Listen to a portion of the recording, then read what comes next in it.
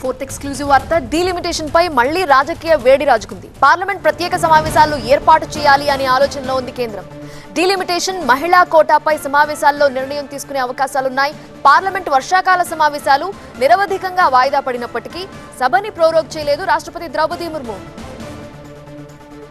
Delimitation పై చెన్నైలో అమిత్ షా అధ్యక్షతన జరిగిన సదరన్ జోనల్ మీటింగ్ తరువాత పరిణామాలు వేగంగా మారిపోయాయి. లోక్సభ స్థానాల పునర్విభజనకు తమిళనాడు సీఎం విజయ్ ఓకే చెప్పినట్టు ప్రచారం జరుగుతోంది. అమిత్ షాతో విజయ్ సమావేశం తర్వాత టీవీకే స్టాండ్ మారిందని విమర్శలొస్తున్నాయి. లోక్సభ స్థానాలు 543 ఉంచాలని అసెంబ్లీలో తీర్మానం చేసిన విజయ్ సర్కార్ వైఖరి మారింది అనే విమర్శలొస్తున్నాయి. డీలిమిటేషన్ తో లోక్సభలో రాష్ట్రాల ప్రాతినిధ్యం తగ్గకుండా చూడాలని మాత్రమే అమిత్ షాని విజయ్ కోరినట్టు చెప్తున్నారు. విజయ్ తీరుపై డీఎంకే విమర్శల వర్షం కురిపిస్తోంది. డీలిమిటేషన్ వ్యవహారంలో బీజేపీకి విజయ్ లొంగిపోయారని డీఎంకే నేతలు విమర్శిస్తున్నారు. టీఎంసీ, ఆప్, ఎన్సీపీ రెబెల్ ఎంపీల సాయంతో ఈసారి డీలిమిటేషన్ బిల్లు సునాయాసంగా పాస్ అవుతుంది అనే ధీమాలో ఉంది కేంద్రం. సో ఈ ప్రత్యేక సమావేశాల్లో ఏం జరగబోతోంది? డీలిమిటేషన్ బిల్లు పాస్ అవుతుందా? మరిన్ని వివరాలు అందించడానికి మా బ్యూరో చీఫ్ గోపి సిద్ధంగా ఉన్నారు. గోపి, నిజంగానే తమిళనాడు స్టాండ్ మారిందా ప్రతిపక్షాలు ఆరోపిస్తున్నట్టుగా?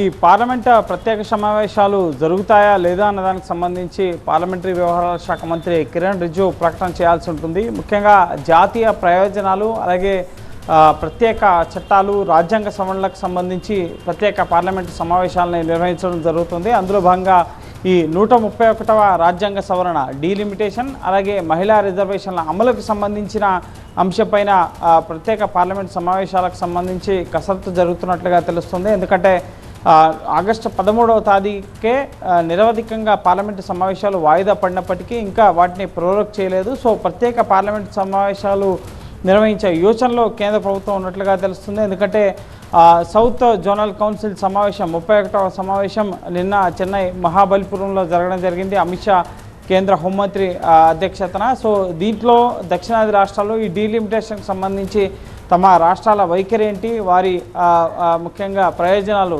జనాభా ప్రాతిపదికన నియోజకవర్గాల పునర్విభజన నిర్దేశించినట్లయితే కనుక దానివల్ల దక్షిణాది రాష్ట్రాలకు అన్యాయం జరుగుతుందన్న విషయాన్ని అమిత్ షా దృష్టికి తీసుకెళ్లడం జరిగింది. సో ఈ విషయం వెనుక ముఖ్యంగా అమిత్ షా కూడా దక్షిణాది రాష్ట్రాలకు ఎటువంటి అన్యాయం జరగదు, ప్రస్తుతం ఉన్న రేషియోలోనే దక్షిణాది రాష్ట్రాలకు కూడా ప్రాతినిధ్యం ఉంటుంది అన్న విషయాన్ని స్పష్టం చేయడం జరిగింది. ఈ విషయంలో కొంత టీవీకే అధినేత విజయ్ మెత్తబడినట్లుగా కూడా సమాచారం వస్తుంది. సో ఈ నేపథ్యంలోనే దక్షిణాది రాష్ట్రాలకు సంబంధించి కాంగ్రెస్ పాలిత రాష్ట్రాల ముఖ్యమంత్రి ఎలాగూ ఈ విషయాన్ని వ్యతిరేకిస్తున్నారు. కానీ ఇటు కూటమి ప్రభుత్వం ఏపీ నుంచి కానీ ఇటు నార్థన్లో ఉన్న బీజేపీ పాలిత రాష్ట్రాలు అలాగే శిరోమణి అకాలీదళ్ ఇటువంటి పార్టీలు ఈ డీలిమిటేషన్కి, మహిళా రిజర్వేషన్లు వెంటనే అమలు చేయాలన్న విషయాన్ని మద్దతు ఇస్తున్న నేపథ్యంలో సో ప్రత్యేక పార్లమెంటు సమావేశాలను నిర్వహించి ఈ బిల్లుని ఆమోదింపజేసుకోవాలని చెప్పి కేంద్రం భావిస్తుంది. అయితే ఇప్పటికే పార్లమెంటు వర్షాకాల సమావేశాలు నిరవధికంగా వాయిదా పడిన నేపథ్యంలో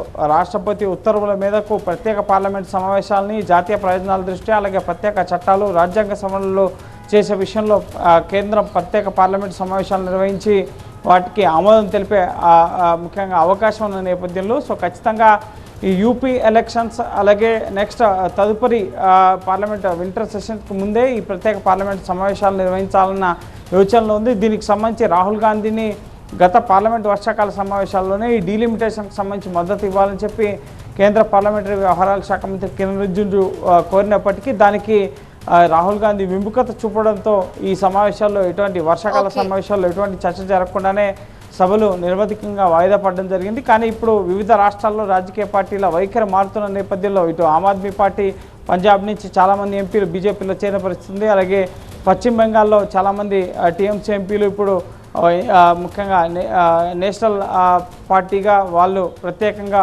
ఎన్డీఏకి మద్దతు ఇస్తున్న పరిస్థితి ఉంది. కాబట్టి సో ఖచ్చితంగా ఈ బిల్లుని ఎలాగైనా సరే ఆమోదించాలని చెప్పి కేంద్రం భావిస్తుంది. అందుకు అనుగుణంగా ప్రత్యేక పార్లమెంట్ సమావేశాలు నిర్వహించాలన్న యోచనలో కూడా కేంద్ర ప్రభుత్వం ఉన్నట్లుగా తెలుస్తుంది. కానీ దీనికి సంబంధించిన అధికారిక ప్రకటన కేంద్ర పార్లమెంటరీ వ్యవహారాల శాఖ మంత్రి కిరణ్ రిజిజు ద్వారా వచ్చిన తర్వాతనే దీనికి సంబంధించి ఒక స్పష్టత వచ్చే అవకాశం ఉంది. రైట్ గోపి.